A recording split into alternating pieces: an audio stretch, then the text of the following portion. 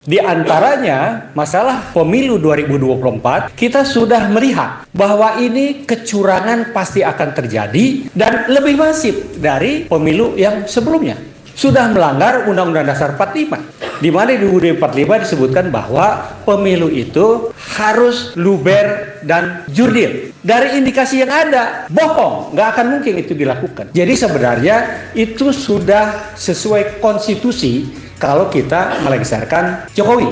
Padahal katanya itu sumber daya alam kita itu nomor 11 terkaya di dunia. Tapi apa yang dirasakan oleh rakyat? Ya, saya istilahnya sabodoring, saya ngomong apa adanya, ya, apa adanya. Yang kita rasakan, karena sekarang saya sudah jadi rakyat ini. Saya memang dulu tentara dan saya tahu. Saya terakhir saya Sesmenko Polhukam. Saya tahu bagaimana situasi pemerintahan yang sebenarnya.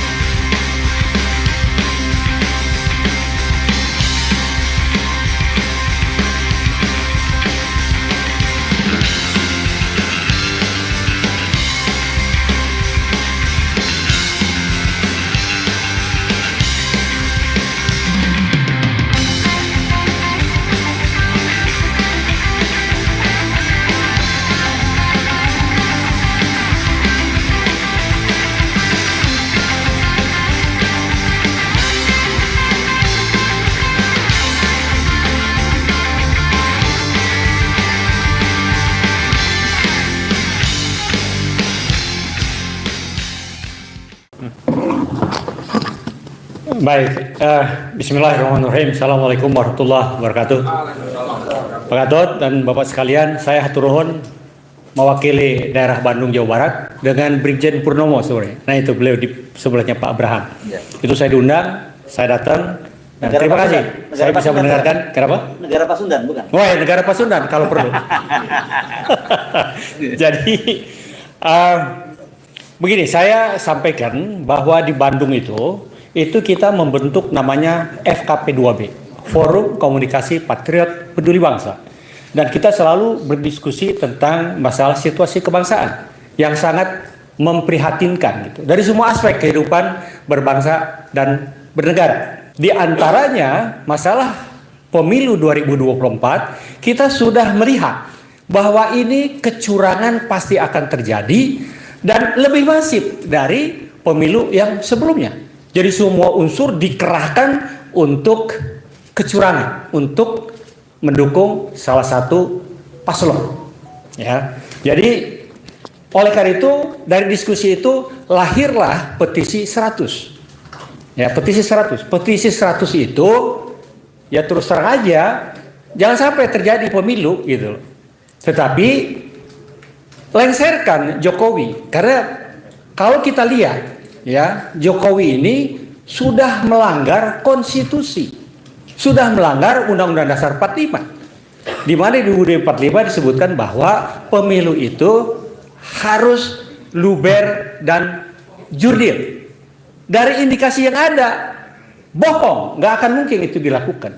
Jadi sebenarnya itu sudah sesuai konstitusi kalau kita melengsarkan Jokowi, itu, ya. Nah kemudian tadi saya dari Prof. Ishak ya, itu kaget dan juga tidak kaget gitu loh. Kagetnya itu ternyata itu disintegrasi bangsa. Kalau seandainya pemilih ini tidak demokratis, tidak jurdil, tidak luber, itu 90, sekian persen itu disintegrasi bangsa. Dan 80, sekian persen ya. Di atas 80% itu adalah mereka memisahkan diri. Nah, kalau saya mewakili, dulu saya punya, nenek moyang saya itu punya negara yang namanya Kerajaan Pajajaran. Dan itu memberikan mandat untuk yuk bersama-sama membangun NKRI. Tetapi untuk sesuai dengan pembukaan UUD 45 ada 4 tugas pemerintah. Kita menyatu seluruh kerajaan-kerajaan di Nusantara, ya. Tetapi lakukan itu 4 tujuan negara dibentuk NKRI ini. 1, menjaga kedaulatan wilayah. Yang kedua, mencerdaskan kehidupan bangsa, kesejahteraan umum, dan ikut serta dalam ketertiban dunia. Ini sekarang kalau kita jujur kita lihat, tidak ada itu ke sana. Yang ada adalah bagaimana membuncitkan perutnya masing-masing para pejabat, ya. Mau berapapun, misal kalau perlu dijual ini negara, ya. Yang penting perut pejabat ini kenyang dan kroninya rakyat sabodote.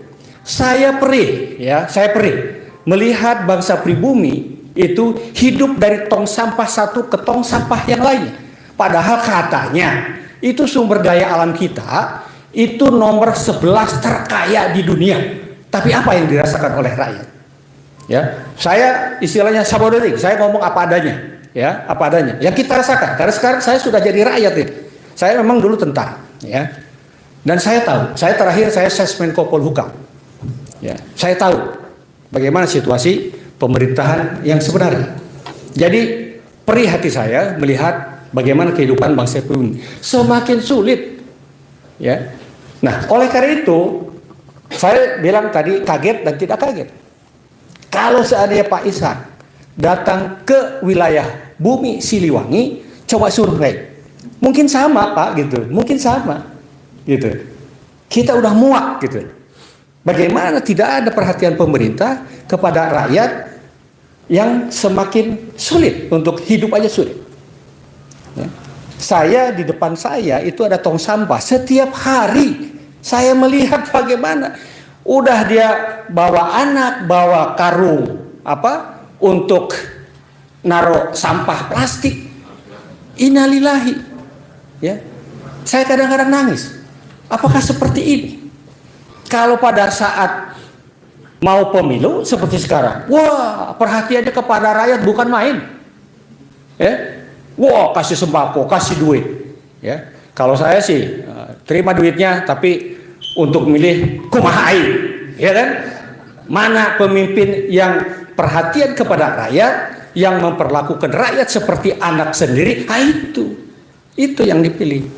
Jadi sebenarnya Pak, kalau bisa ya FKP 2B petisi 100 nggak usah ada pemilu.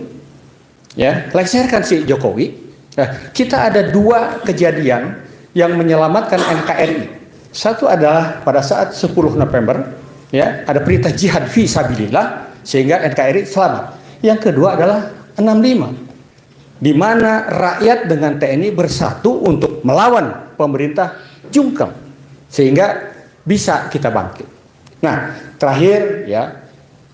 Jadi saya sebenarnya kalau seandainya kita tidak bisa melaksanakan sesuai peraturan perundang-undangan yang ada, ya, saya sebagai dulu perwakilan nenek moyang saya yang menyerahkan mandat, saya akan tarik kembali mandat itu, ya. Biar aja saya buat negara pasukan yang dibilang Pak Hesweno, ya kan? Daripada ini acak-adul, nggak beres gitu, ya, rakyat sengsara. Yang seneng, yang happy itu adalah para pejabat negara, ya. Jadi itu kemudian saya hanya menghimbau, mengingatkan kepada adik-adik saya yang masih dinas. TNI itu disumpah. Di antaranya, demi Allah saya bersumpah bahwa saya akan setia kepada NKRI yang berdasarkan Pancasila dan Undang-Undang Dasar 1945 yang asli kalau saya, ya. Nah, kalau kita melihat bahwa kepala pemerintahan, kan presiden itu kepala negara juga kepala pemerintahan. Kalau kepala pemerintahan tidak beres, loh, sumpahnya bukan kepada pemerintah kok, sumpahnya kepada negara. Justru TNI harusnya ngajak datang kepada pemerintah. Lu sudah melanggar Undang-Undang Dasar 45. Kamu harus kembali. Kalau tidak kembali, saya akan ngambil alih. Kalau perlu begitu, kalau saya. Iya kan? Harusnya begitu. Karena itu sumpah demi Allah saya bersumpah.